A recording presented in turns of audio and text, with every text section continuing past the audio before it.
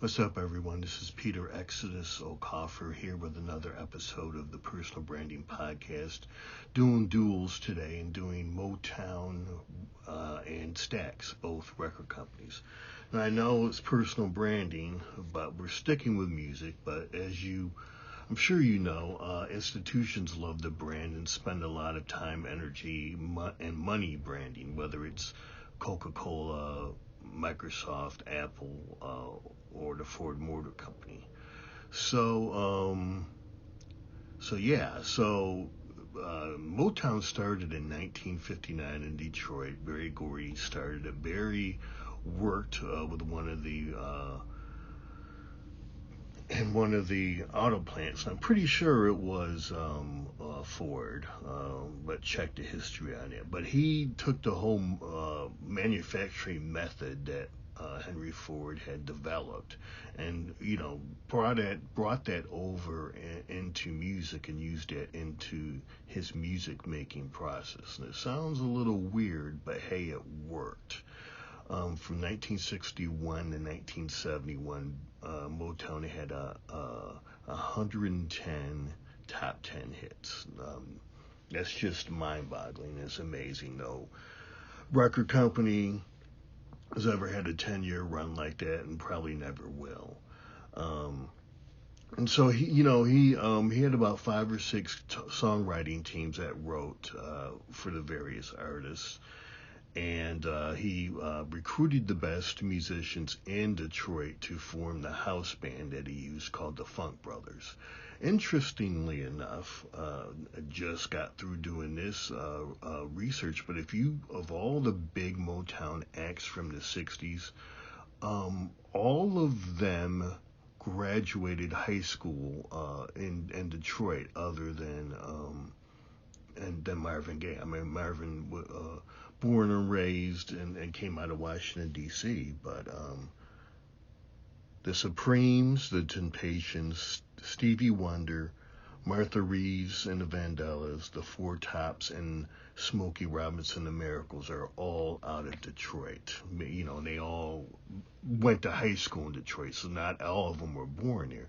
That's a pretty amazing feat and stat, because it's one thing to have the talent there, but it's another thing to be able to find the talent, recognize the talent, and develop and cultivate that talent into, in some cases, Rock and Roll Hall of Fame careers. And there's a lot of Rock and Roll Hall of Fame in that list I just mentioned. And you could argue that all of them, belong in the Rock and Roll Hall of Fame. I'm not sure if Martha Reeves is in there, but she, that's the only one. I'm not sure if the Four Tops, but both of them definitely should be in the Rock and Roll Hall of Fame, in my opinion. So it was an amazing run that they had, and for it to all be local on top of it is even, that says a lot to Barry Gordy's leadership style and knowing the people he surrounded himself, particularly the Funk Brothers and the songwriters. If you've browsed my YouTube channel a little, you know that I love music history. So I'm a firm believer that, pop music now, and even going back, into the 70s, post, the 60s, I mean, the 3 biggest influences, in my opinion, are the Beatles, Motown, and Elvis when it comes to pop music. And here's a little tip: if you ever, at a karaoke thing, party or whatever, or you're actually in a contest, Elvis, the Motown, and the Beatles, try one of those songs. They're so well written. They're surprisingly pretty easy to sing. So little Exodus tip there for you. But I may not go back this far into history, but I've said before that, before there was Elvis, there was Frank Sinatra. But really, the bridge from Frank Sinatra to Elvis when it comes to pop music is Ray Charles. Because, essentially Frank was, no disrespect, he was basically a jazz singer, a lounge singer. So there's, going from, kind of a jazz kind of singer to Elvis, and obviously it's rock and roll, and there's a different thing going on here. But Ray Charles really kind of picked up the mantle there of jazz, and Ray was a great jazz pianist and kind of sort of laid the template to get to Elvis, and then Elvis picked it up and ran, and then, the Beatles, and then, Motown really picked it up and ran with it. And Motown probably out of all of them, because, 110 top 10 hits in 10 years speaks for itself. And you had, the Beatles, as great as they were, you had four of them, and George Martin writing the songs, and you just had 5 or 6 great songwriting teams there. And there were more. So there was just this whole energy going on there at Motown that really crafted what we consider pop music today. So Stax is out of Memphis. It was founded in 1957 and lasted till 1975. Unfortunately, late in their career, they had made some bad business decisions and went out of business. I don't know who owns the catalog for Stax, but it's pretty valuable. So some of the artists in Stax, Otis Redding, was on the sister label Volt for Stax. The Barkays, Sam and Dave, Johnny Taylor, the Staple Singers, and Isaac Hayes. And really, when the 70s roll around, Isaac's kind of the guy who really carries Stax, because Otis Redding tragically passed away in that car crash. So what were the differences? Well, Motown was a smoother sound, and really I think is more jazz influenced, and Stax was a much rawer sound, and it was kind of that transition out of the old, what I call old R&B, out of the 60s, with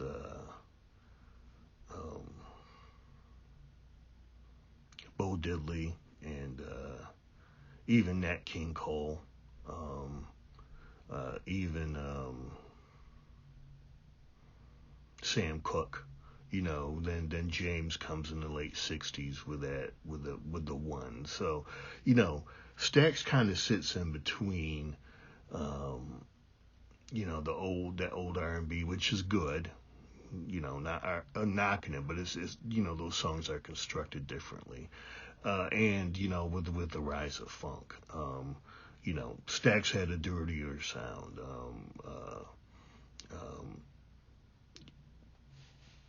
Barry had a reputation, he put his acts through etiquette school to sit properly, to, fold your napkin properly and all that, how to interview properly. I mean, he really trained his acts very well because he wanted to reach as big of an audience as possible and to cross over. So Stax wasn't worried about that. Barry wanted his artists to to talk properly and have proper diction. Stax wasn't worried about that. So those were the main differences. Is that Motown was very refined and smooth, and Stax was a little rough on the edges. So yeah. So Stax never really crossed over. I mean, not a lot of white listeners were familiar with Stax at the time, and of course in A&M radio in the late '60s. I mean, the Beatles and Motown were played together with Elvis and the Stones and some of these other groups, but Stax never really crossed over, and in many ways Stax really wasn't trying to cross over. And interestingly enough, Stax was white owned, so that's the other interesting fact. But I mean, as big of a significance as Motown had, and the records it sold, and the cultural significance. I mean, Stax over the years has caught up. If you go and you put in Stax, on your streaming services, um, there's a greatest hits by Stax, and it's called Stax, the soul of hip hop. So, I mean, you look at, hip hop isn't necessarily not trying to be Motown and refined and neat and everything else. I mean, going back to, Motown, they all had on the same suit and they had synchronized dancing and all that. That was, Stax wasn't about synchronized dancing, and, the Motown brand is still strong. I mean, you still got Bruno Mars, New Edition, and the dance steps, going back, and you still, I mean, heck, I mean, Neo Soul, Her, Snow Allegra. I mean, all of that smooth R&B, comes out of the Motown sound. So Motown hasn't gone anywhere. It's still very influential, but the Motown's influence on hip hop, is more, kicking the door down maybe and laying the in the economic sense, the groundwork. But sonically, it's more, hip hop is more in line with Stax. Now, interestingly enough, Drake is the first to really bring that Motown type songwriting into hip hop, and that's why I think Drake is so important. And plan on covering some more of Drake's songs in the future with my show Hit Songs. So I had a professor at Purdue in my undergrad years in the 1990s, and he used to Professor Anthony Lamell, and used to talk about the differences between Stax and Motown. So that's kind of where I was first turned on to the idea. And, it's interesting. And another interesting tidbit when it comes to black music, when formats change, there's usually a lag between black artists making it on these new formats compared to white artists. And what do I mean by that? Well,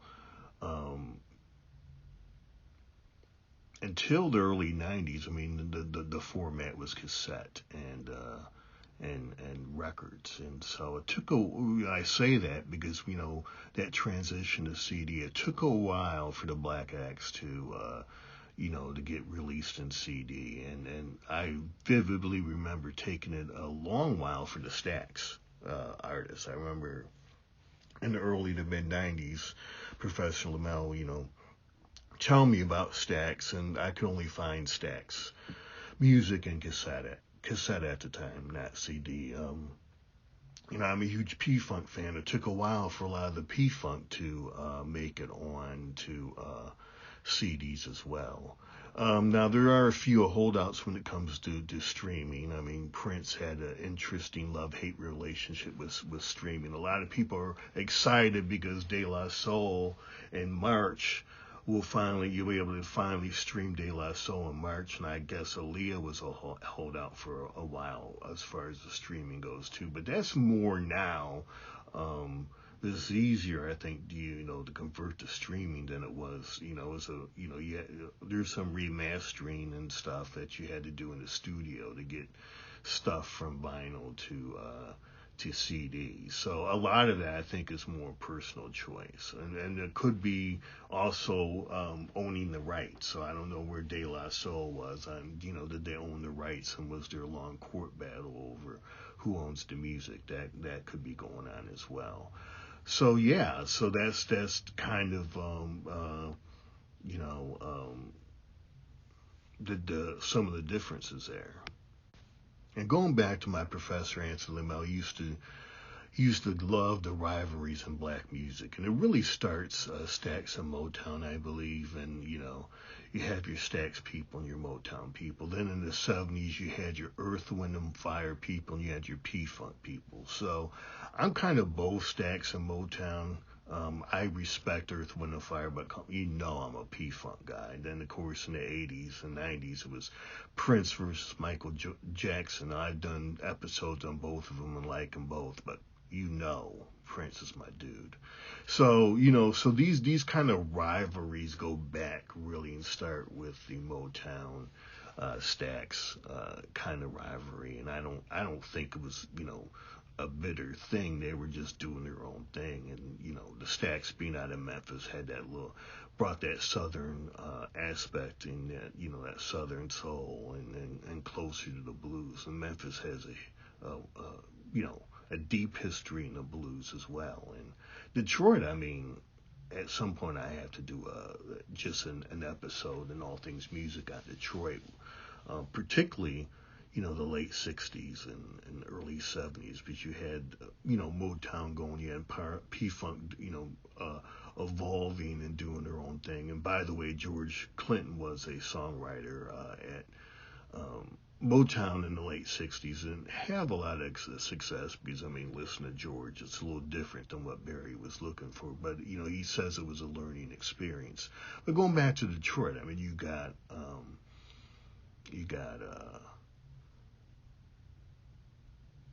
the MC5, which is, the start of the punk movement coming out of Detroit at the time. You got the Stooges, which start off with the Beatles and get very punk near the end. And so there's a lot going on in, the late 60s and early 70s in Detroit. And I'm sure, Bob Seger's in the mix there somewhere. So at some point, yeah, we have to wade through and try to make sense of all that, the cool stuff going on in Detroit and the, in this time period, because everybody always, assumes, it's LA and New York, but, in the modern music industry, the 60s going forward, but Detroit's had some interesting periods in their music history that, at least need to be mentioned.